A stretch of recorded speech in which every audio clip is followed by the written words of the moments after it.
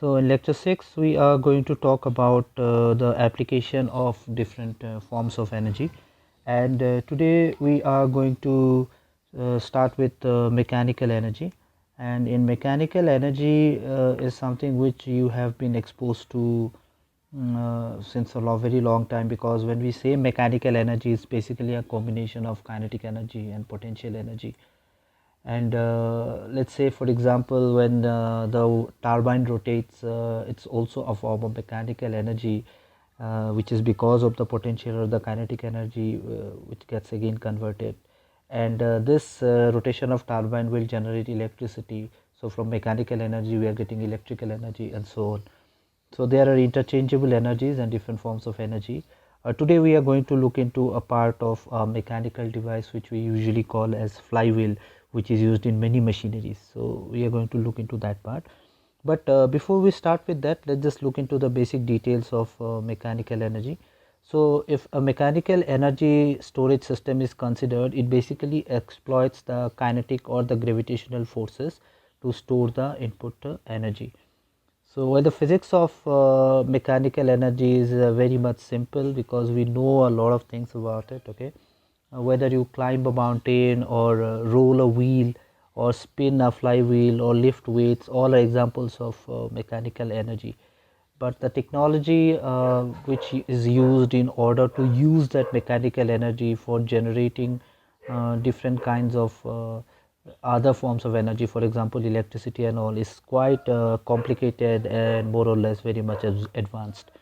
So some examples of mechanical energy storage system are a flywheel energy storage system. So a flywheel basically connected to any kind of machinery, when basically rotates, allows to rotate other parts of the system as well. Compressed air energy storage, I think this is something which we have already seen in the thermal energy storage. That's also a part of mechanical energy, because you are finally releasing the steam to move the turbine. So I'm not going to go into detail of that. We're going to look into some more different points here. And then finally we have also got something which we call as isothermal compressed air energy storage. So this something which is we have already learned, but this can again be categorized into two categories. One is the adiabatic or diabatic in this case, and this is actually more or less isothermal. So these are all thermodynamic terms which you should be familiar with. But before that, let's just try to study a bit about flywheel. So in general, when we talk about flywheel, these are the devices, mechanical device, okay, and they are rotating, and they actually stores the rotational energy that can be called up instantaneously. Now how you rotate a flywheel is also very simple. Consider a normal fan or a normal ceiling fan which has got a motor connected to it, and as soon as you supply the electricity, basically the motor rotates, which rotates the fan. So that is actually how it is rotated.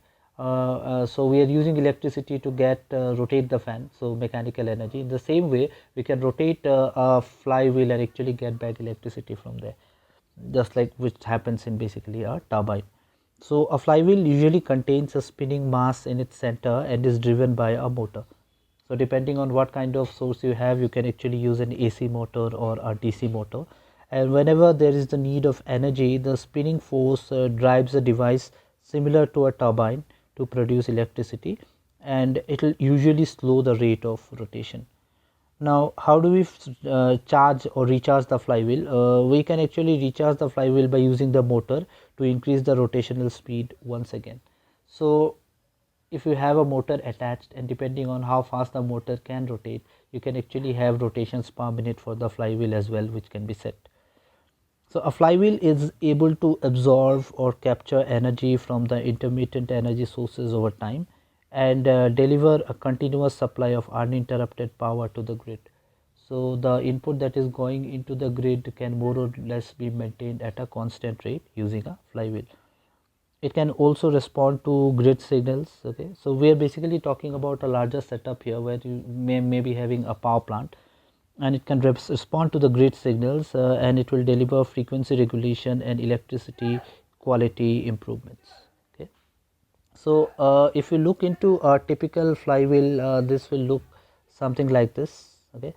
And you can see a lot of machinery, and this is basically more or less made up of steel, and it is rotated on a conventional bearing. So if you look into car design of car and all, these are actually having the flywheels, and they are actually mounted on bearings, okay, and these are more or less frictionless in nature to improve the efficiency and reduce the amount of heat that is being produced. So these are traditionally made up of steel, and this is limited to the revolution rate of a few thousands rpm. So depending on what kind of system you use, you also need to set the rotations per minute. Now it cannot rotate very fast, okay, and you should actually control that speed. That is also an important factor which needs to be looked into. So if we consider a more advanced flywheel design, which are made up of carbon fiber materials. Now if something is made up of carbon fiber, as we know, carbon fibers or CNTs or these things are actually used to make things more or less durable. For example, the badminton rackets or the tennis rackets that are being made, or if you consider any kind of design, or if you are considering something to make, let's say, a body of a car, these are all robust designs. If something is inserted, for example, a carbon nanofiber, this becomes more and more durable, as well as the weight becomes reduces. So if you can reduce the weight of the flywheel and at the same time you make it durable, you can basically use it for a longer period of time. So these kind of designs are also there, and it's stored in vacuum to reduce the drag. So if there is any kind of air drag or the fluid drag that is there, if it can be stored within the vacuum, this will basically reduce the drag and it will give you a better system to be used. And also there are magnetic levitation which is being employed. So levitation, you know, it basically hangs in midair, but you are actually applying some kind of magnetic force so that it can actually be levitated. And then this is done by using conventional bearings. And if you use all of these setups and employ these advanced technology, what you can do is you can revolve it at a speed as good as 60,000 rpm. So 60,000 rpm is a very high speed, okay. In general, if you are looking into different kinds of machines, the 60,000 rpm is is incorporated only in specific designs which has got some advanced technology. So if you look into the fly energy storage system, it uses an electrical input which is stored in the form of kinetic energy. So the motion of the spinning mass is called the rotor. So you have a rotor system, okay, and then you have the rotor which actually spins it. So the rotor spins in a nearly frictionless enclosure. You have an enclosure where there is minimum friction so that the rotor can spin it easily, and we can actually control the speed. And if you look into the rim, I think rim is a very common term. This rim might be made up of solid steel, as in the previous case. So this is basically made up of solid steel, or you can actually have some carbon composite into it to actually give additional benefits like reduced mass and better speed and so on. So the choice of this rim material will determine the system cost, weight, size and performance. So if you want to reduce the weight by employing something like carbon composite, what happens is the price might go a bit on the higher side. So it depends on where exactly you are employing it. The cost will increase, weight size will reduce, and then of course the performance will be much better if you use a carbon composite. So composite rims obviously are lighter and stronger than steel, which means they can achieve much higher rotational speed. So you know, mass, momentum, everything is more or less connected. It is also related with the rotational energy, and if we have more mass, the moment of inertia is more, and if the moment of inertia is basically more, you need a greater energy to rotate the system. So if it is lighter, the moment of inertia will be less, and as a result you can actually rotate it at a faster speed using lesser energy. So these kind of systems are actually used in telecommunication application, one of the applications, okay. There are a number of other applications as well. And for utility scale storage, flywheel farm is basically the term which is used, and number of flywheels which are used, and there is an approach which can be used to store megawatts of electricity. So you can actually store up to megawatts of electricity for applications, and the release of this energy whenever it's needed can be instantaneous. It can be released at an instant, okay, very fast, which is much better, which is one of the biggest advantages compared to other conventional energy storage system. So the amount of energy that can be stored is directly proportional to the moment of inertia, as I said, and times the square of its angular velocity. So E is directly proportional to I, and it is also directly proportional to omega square. So angular velocity is usually denoted by omega, okay. So it is directly proportional to I omega square, the energy that can be stored. So in general, when we talk about this, I think this should be quite simple to you. We already know about it, right? So basically, when we say kinetic energy, it is nothing but half mv square. So we have got the kinetic energy is proportional to half mv square. Now this is something for a body which is moving in a linear motion. If you consider a flywheel, this is basically taking a rotational motion. So the rotational analog of moment of inertia of mass is nothing but moment of inertia, and for velocity it will be nothing but angular velocity. So basically it is nothing but I omega square. So you have to look into that factor. So it basically comes from the very basic physics that we know. So to optimize the energy to mass ratio, so we need more energy and less mass. The flywheel must spin at the maximum possible speed. So we have to increase the speed. So if we can rapidly rotate the object, it will basically subject to something which we call as the centrifugal force. Okay, the force is away or towards the center. Okay, then however, if you consider something like dense material, it can store more energy obviously, and they are always subjected to higher centrifugal force, and thus may be more prone to failure at low rotational speed than low density material. So if the material is very heavy and we are rotating at a lower speed, the chances of failure are much more, okay, compared to something which is in lighter material. So the chances of failure will be less, but then you need actually more energy to actually rotate it and so on. Okay. So therefore what happens is the tensile strength is more important than the density of the material. So if you consider something like the factors of tensile strength, rotational motion, rigidity modulus, Young's modulus, and all those elasticity factor, they are actually much more important compared to the density of the material. If you consider something like a low speed flywheel which are built with steel and basically can rotate up to 10,000 rpm.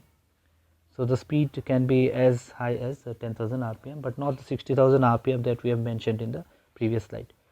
So if you consider more advanced flywheel energy storage system, they have got a very high efficiency and low standby losses. So the loss is less, okay, but this is employed by employing four important features.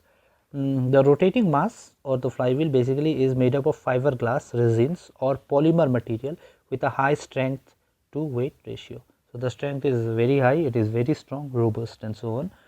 And the material the mass operates in a vacuum to minimize aerodynamic drag. So if there is some kind of air environment, atmosphere within the or near the system, if it rotates, there is some kind of drag which is activated, which is the aerodynamic drag, which is also actually applicable in case of flights and all, okay, aeroplanes and all. So if we can have a vacuum system that can be controlled, we can actually have this drag minimum, which actually increases the efficiency. And the mass that rotates at high frequency is also one of the factor, and of course the air or the magnetic substratum bearing technology to accommodate high rotational speed. So what technology you are employing also plays a very important role. And if you look into a very advanced flywheel energy system, the rotational frequency in excess of 1 lakh rpm with tip speed in excess of 1000 meter per second. So the speed will be much higher, okay, in case of the rotational frequency will be much higher if we consider these kind of advanced system. So there's technologies coming up, the aim is basically to get higher and higher speed. The next type of energy storage or mechanical energy storage is something which we call as the compressed air energy storage, which we have already studied, and basically this can be adiabatic or diabatic. In general, if we talk about adiabatic system, means there is no heat exchange with the surrounding, and if you consider diabatic, the heat exchange is actually possible, right? So this is what we actually learned from thermodynamics. The point here is that it's different from isothermal process, because in isothermal already studied about CAES system, please refer to previous lecture. So if you consider very large volume storage sites, because of low storage density, so we need a large area, okay, it's very important. And then its preferable locations are artificially constructed salt caverns in deep salt formation. So salt caverns means, by that we mean salt caves, okay. And then salt caverns are actually used because they actually have got some kind of advantages. For example, the salt caverns are highly flexible, there is no pressure losses as such, we want to minimize the loss. So pressure losses are minimum with storage repository, we have space for storage. And then there is no reaction with oxygen in the air in the salt host rock, okay. So there is no reaction as such. So this is actually something which is considered to be apt and perfect for storing these kind of energy. But then the issue is that we actually need okay, my Wi-Fi just got activated, let me just deactivate this, okay. So we have got no reaction with the oxygen in the air and the salt host rock. So these are some of the advantages why we use the salt cave. But then there are other sources also, like the depleted natural gas fields are also being used for compressed air storage. Okay, that is also possible. And these CAS power plants are actually a realistic and alternative to pumped hydropower plants. So we have also seen one kind of energy storage which is called the pumped hydropower plants, and CA is actually much better. But the problem is there is also some geographical limitation which comes into picture for these kind of system. Another type of the compressed air energy storage system is nothing but isothermal. So that means there is no exchange of temperature. So attempts had been done to overcome some of the limitations of traditional adiabatic or diabetic CAs. That is actually why isothermal system has been employed. And controlling the pressure volume curve during the compression and expansion is key to an efficient CAS. So what happens in an isothermal system is the temperature is more or less constant, okay, maintained constant at controlling the pressure and the volume. Okay, so what happens is if we can actually control the pressure and volume, the expansion or whatever process that takes place is more or less much more efficient. So rather than employing the numerous stages to compress, cool, heat and expand the air, isothermal CAS technology attempt to achieve true isothermal compression and expansion in situ. So within the system, that means in situ, within the system we have an achievement of isothermal compression and expansion, and this will actually yield improved round trip efficiency and low capital cost. So basically that also reduces the cost compared to the conventional adiabatic or diabetic system. So what are the challenges in these kind of technology? So the challenges are since it requires heat to be removed continuously from the air during the compression cycle, because we need to maintain the temperature constant, and add continuously during the expansion to maintain an isothermal process. So we basically have to continuously remove the air and also add some of the amount to actually maintain it. Okay, so this is important since isothermally the temperature needs to be maintained. So this is one of the difficulty. To transfer the heat at a high rate with a minimum temperature difference, one requires a very large surface area of contact. So again we need a larger area so that this can be maintained and done. So this is also very important in these kind of thermal technology. So that's all for today. See you in the next class.